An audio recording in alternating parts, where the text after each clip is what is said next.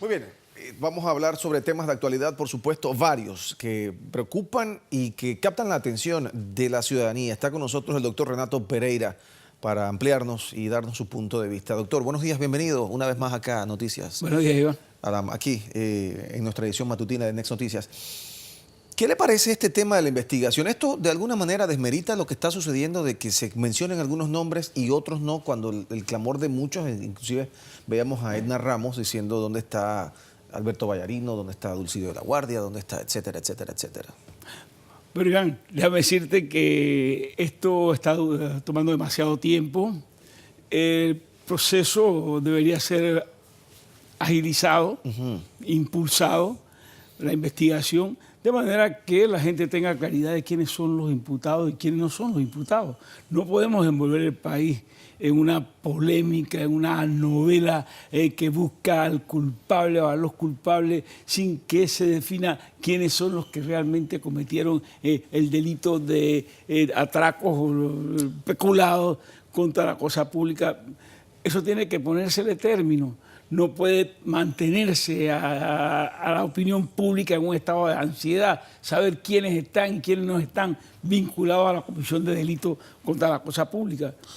Ahora, hay una situación, uno sale a la calle y uno tiene amistades de diferentes partidos, de diferentes preferencias políticas. Y con la persona que uno habla en este momento y le pregunta, sienten y piensan que hay una paralización en el país, no total, pero muy marcada en cuanto al progreso, al desarrollo que debe haber, al movimiento de la economía. Inclusive algunos mencionan que son allegados, y esto es extracurricular, esto realmente no hay forma de comprobar si es cierto o no, pero algunos comentan que tienen cercanía al presidente de la República y le han dicho al presidente, presidente, tenemos que ver cómo combinamos lo que está sucediendo con el desarrollo del país. No podemos seguir de esta manera. Y el presidente dice, no, vamos a seguir, vamos a seguir, vamos a seguir y vamos a seguir de la manera tan intensa como se están llevando adelante todas estas investigaciones. Bien, Iván, lo cierto es que no se puede mantener el país en un estado de tensión, de una tensión que no tiende a bajar, sino que está siempre al alza. Siempre hay nuevas cosas que se revelan en la investigación. ¿Por qué? Porque eso afecta el clima de la seguridad jurídica. Si no hay seguridad jurídica, se alejan las inversiones internas e internacionales, y a esto hay que ponerle coto. Mientras más rápido se vaya a una audiencia de imputación, mejor para el país, mejor para el clima de inversiones, mejor para la economía. Hay una situación en este momento, ahora que usted habla de inversión, y tiene que ver con Barro Blanco, con la hidroeléctrica que está ubicada ya muy cerca a la comarca Nove Buglé. Se habla de manifestaciones, se habla de inconformidad por parte de los indígenas y que van a tomar acciones, de hecho. Y ya la hidroeléctrica está casi, creo que a un 95% de avanzada su construcción y quieren pararla completamente, que no funcione. Usted tiene un punto de vista muy importante y muy interesante sobre esto. Bien, el problema es el siguiente. El Estado panameño celebró con esta compañía NISA la construcción, le dio una concesión para construir la hidroeléctrica importante en un momento de crisis eléctrica, de crisis de energía que vivía el país. Bien, esa obra está, entiendo, ya en construcción en un 95%. Es lo que hemos escuchado. Desde el principio, la comunidad naveguelé ha dicho que no quiere la hidroeléctrica y que no la quiere por razones, por convicciones, ¿cómo te diría yo?, culturales. Ellos dicen que es un atentado la hidroeléctrica contra sus tradiciones ancestrales. Pero ¿cuáles son esas tradiciones ancestrales? Y que ocupa parte de su territorio. Y cuando hemos visto realmente es una fracción mínima, pero ellos dicen que les van a inundar una cantidad significativa de área donde van a tener que desplazar a muchos indígenas. Bien, eso creía el propio ministro de Gobierno, que estando allá les prometió a los indígenas, eso fue unos meses atrás, suspender el proyecto. Regresó a la ciudad de Panamá, se reunió con ellos y regresó a Panamá con la idea de ayudar o de determinar la suspensión del proyecto. Bien, pero una vez que estuvo allá, se dio cuenta de que la hidroeléctrica no está dentro de la comarca, ni siquiera en las tierras anexas, sino que está en tierras del Estado. y no afectaría en caso de inundación ni un solo milímetro del territorio comarcal. Entonces, ¿por qué no quiere los Nayib Bukele la hidroeléctrica? Simplemente porque es una comunidad muy primitiva. Ellos no aceptan la empresa privada, no la aceptan, no está en su ideología, no está en su historia, no aceptan la propiedad privada, pura y simplemente. Tú ves que la comarca, el territorio comarcal es una propiedad colectiva. Entonces ahí está el punto, no la van a aceptar nunca. El gobierno de buena fe ha dicho, bueno, vamos a acercar a los Nayib Bukele a un diálogo tripartita, empresa, Estado y la comunidad, para llegar a una solución, a un acuerdo. Pero la respuesta de la cacica y del Congreso ha sido, ven acá, hagan ustedes la reunión, el diálogo que ustedes quieran. Esa hidroeléctrica no puede ir, y no puede ir porque es contraria a nuestras tradiciones ancestrales. De manera que el diálogo será un diálogo de sordos. ¿Pero qué va a pasar entonces? Usted hablaba sobre la seguridad jurídica, ¿era? Para las inversiones. Así es. En una empresa transnacional que tiene ya un avance de un 95%. ¿Qué va a pasar? ¿Qué mensaje se va a enviar entonces? ¿Qué va a pasar? Los Nayib Bukele han puesto al gobierno ante una alternativa de hierro.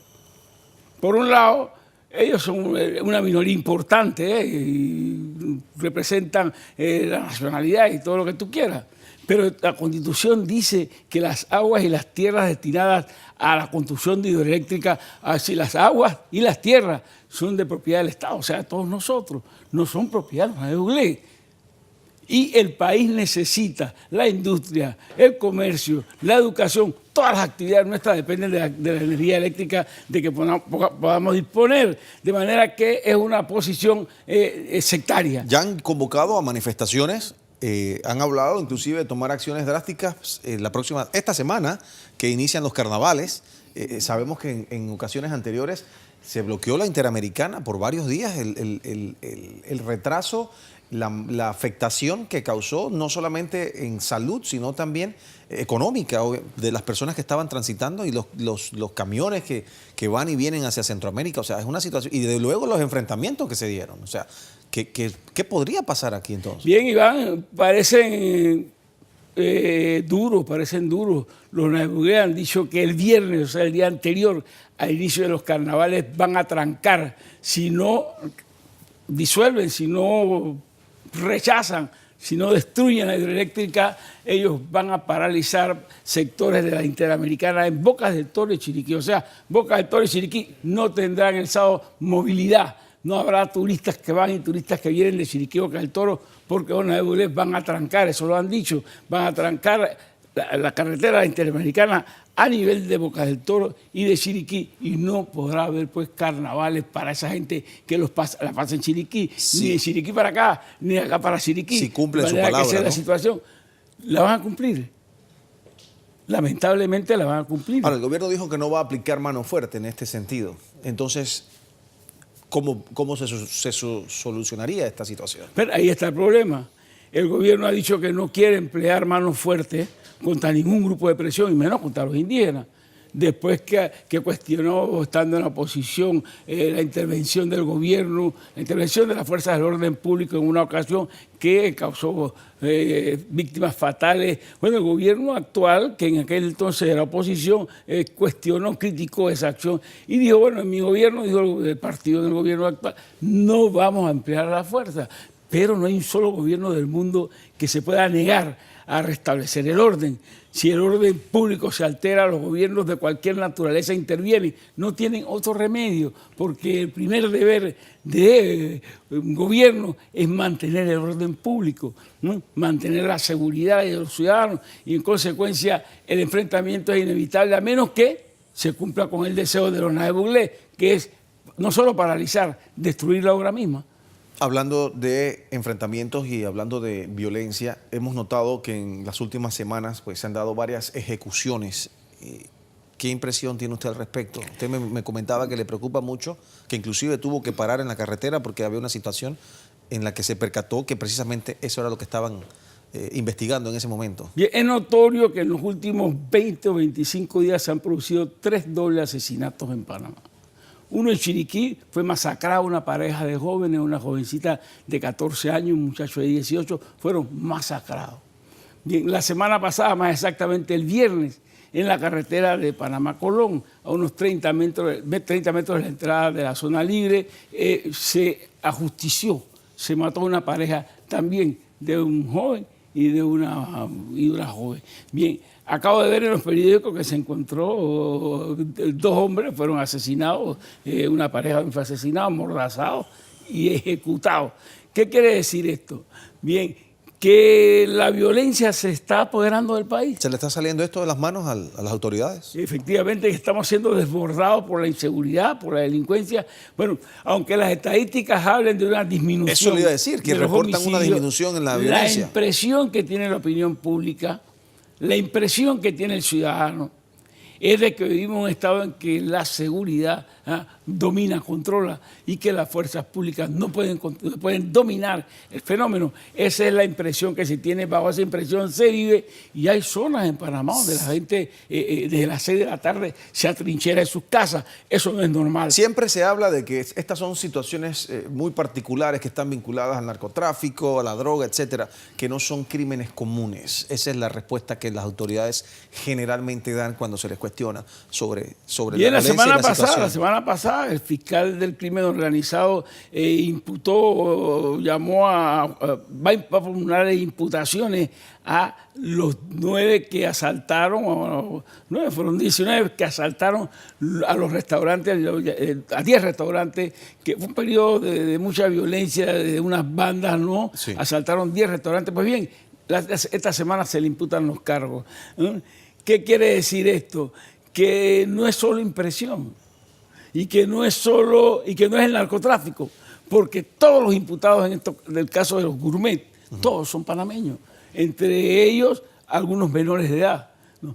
El problema de que el crimen es importado, o sea, la concepción de que el crimen es importado, de que las ejecuciones las realizan extranjeros, es equivocada. Ahora, ¿está funcionando la autoridad en este caso en algunas situaciones sí y en otras no? Porque vemos, por ejemplo, usted está diciendo ahorita mismo que se logró capturar a esta banda, o por lo menos a muchos integrantes de esta banda. Prácticamente a todos. Prácticamente a todos.